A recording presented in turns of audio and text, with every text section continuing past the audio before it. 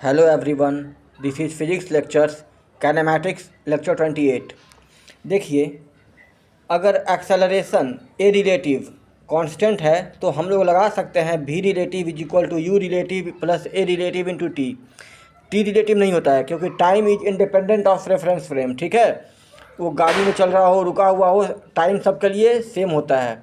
S relative का value हो जाएगा you relative into t plus half into A relative into t square, और v relative का square बराबर हो जाएगा u रिलेटिव का स्क्वायर प्लस टू इंटू ए रिलेटिव इंटू एस रिलेटिव। ठीक है, अगला टर्म होता है वेलोसिटी ऑफ अप्रोच या वेलोसिटी ऑफ सेपरेशन। वो क्या होता है समझिए, दो पार्टिकल मान लीजिए चल रहा है तो दोनों को मिलाने वाला लाइन के अलॉन्ग उसका सेपरेशन घट रहा है कि बढ़ रहा है, उसी के करस्पॉन्डिंग हम लोग वेलोसिटी ऑफ अप्रोच या वेलोसिटी ऑफ सेपरेशन निकालते हैं। डेफिनेशन लिखा हुआ है, आप लोग समझ लीजिएगा।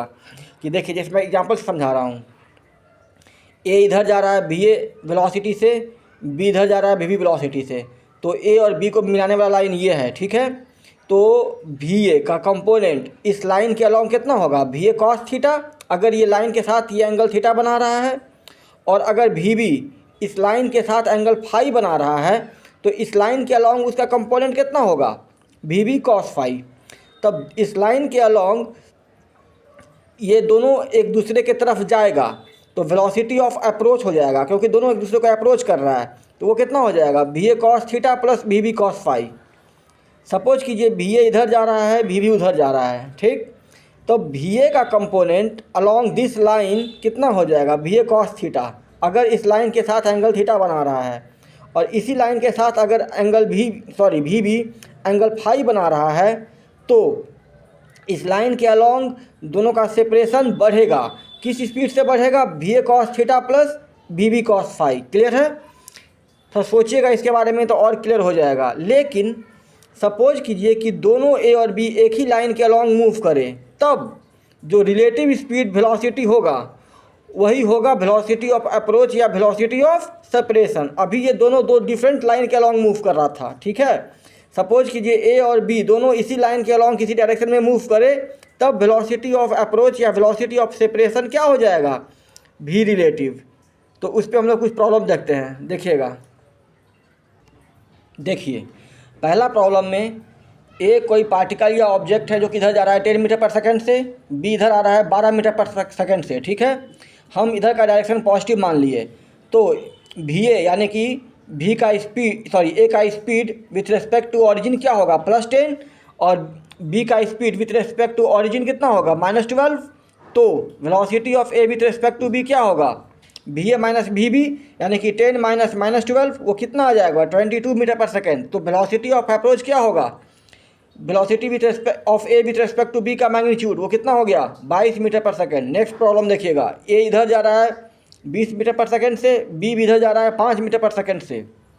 इस केस में भी ए भी पॉजिटिव होगा और बी भी पॉजिटिव होगा, क्योंकि इधर का डायरेक्शन पॉजिटिव माने हैं।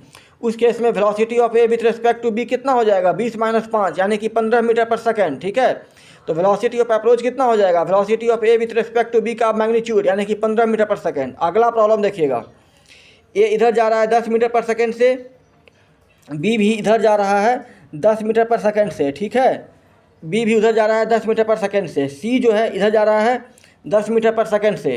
तब देखिए, ए और बी दोनों का स्पीड सेम है, सेम डायरेक्शन में मूव कर रहा है, तो दोनों एक दूसरे के रिस्पेक्ट में रेस्ट में रहेगा। ठीक है, तो velocity of A with respect to B बात करें या velocity of B with respect to A बात करें, बराबर 0 होगा।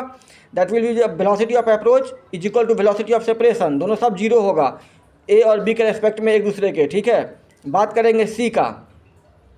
क्वेश्चन पूछ रहा है कि बताइए टाइम जब सी ए को मीट करेगा। तब सी ए को मीट करेगा तो हम लोग क्या लिखेंगे, सबसे पहले velocity of A with respect to C वो क्या होगा, velocity of A minus velocity of C, वो कितना हो जाएगा, 10 माइनस 10 यानी कि 10 माइनस -10 यानी कि 20।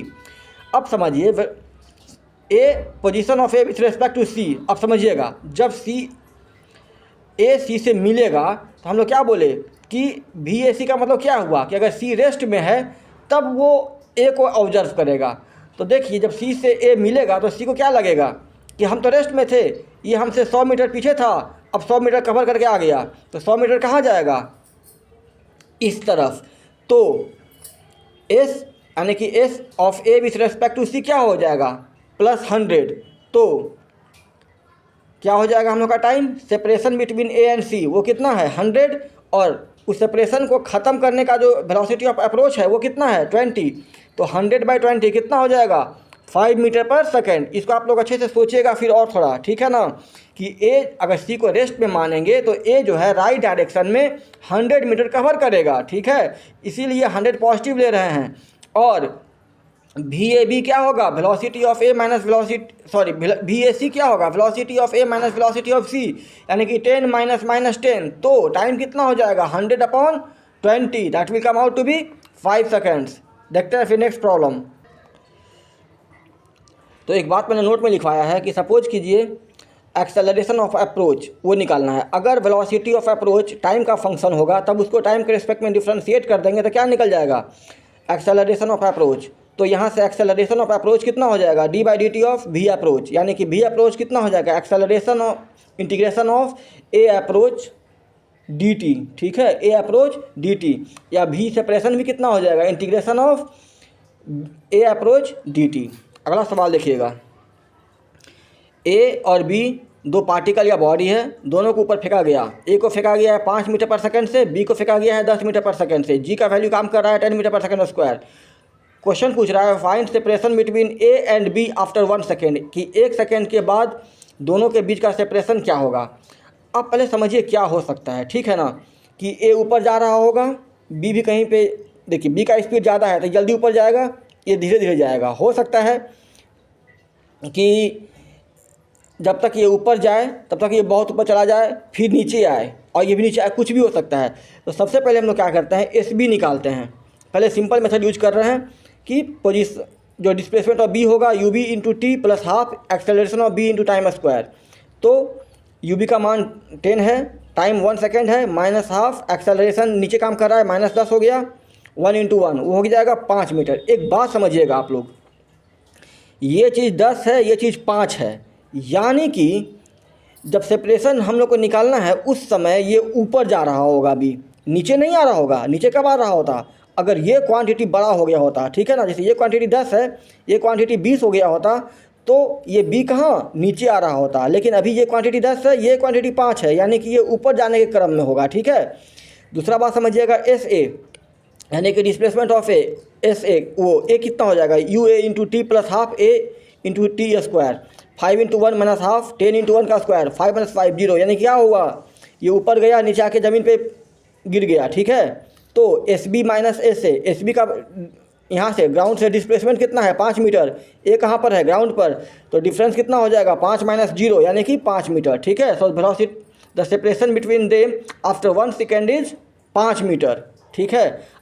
मेथड 2 बात करते हैं, कुछ रिलेटिव का कंसेप्ट लगाते हैं। तो मान लीजिए acceleration of B with respect to A कितना होगा, acceleration of B minus acceleration of A, दोनों पे 10 काम कर रहा है नीचे की तरफ, तो एक्सेलरेशन ऑफ बी कितना हो जाएगा -10, क्योंकि 10 नीचे की तरफ है, और ये कितना हो जाएगा माइनस ऑफ -10 यानी कि +10, ओवरऑल कट गया, कितना हो गया 0। अब बात करेंगे velocity of B with respect to A कितना होगा, velocity of B minus velocity of A, यानी कि 10 - 5, बिकॉज दोनों ऊपर की तरफ है, तो दोनों ऊपर का डायरेक्शन पॉजिटिव मान लेते हैं, 10 - 5 कितना हो जाएगा 5 मीटर पर सेकेंड।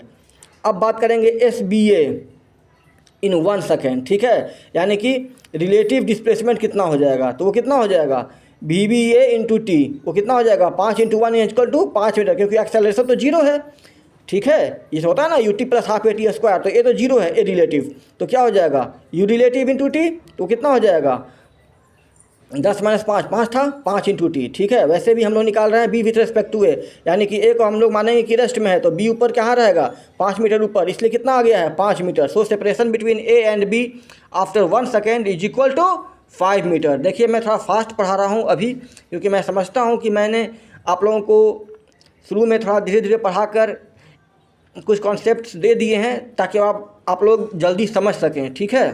नेक्स्ट क्वेश्चन देखिए, 150 मीटर लंबा टावर है, ऊपर से एक बॉल को फेंका गया है, ड्रॉप नहीं किया गया है, फेंका गया है, यानी कि इनिशियल स्पीड दिया गया है कितना 20 मीटर पर सेकेंड। उसी समय नीचे से एक और बॉल को फेंका गया है 30 मीटर पर सेकेंड से ऊपर की तरफ, जी का मान है 10 मीटर पर सेकेंड। क्वेश्चन पूछ रहा है कि find the time after which both the balls will meet, कि मान लो वो टाइम निकालना है जिसमें दोनों मिलेगा। बहुत सारा केसेज पॉसिबल है, हो सकता है कि ये ऊपर जा रहा हो, ये नीचे आ रहा हो, दोनों बीच में मिल गया, या हो सकता है कि ये नीचे आ रहा हो, ये ऊपर गया हो और फिर नीचे आने लगा हो, और फिर ये नीचे आ रहा हो और ये भी नीचे आ रहा हो, फिर कहीं मिल गया हो, तो कुछ भी हो सकता है। ठीक है, हम लोग सिंपलेस्ट केस एज्यूम करके चलते हैं कि ये नीचे आ रहा है, ये ऊपर जा रहा है, दोनों बीच में कहीं मिल गया।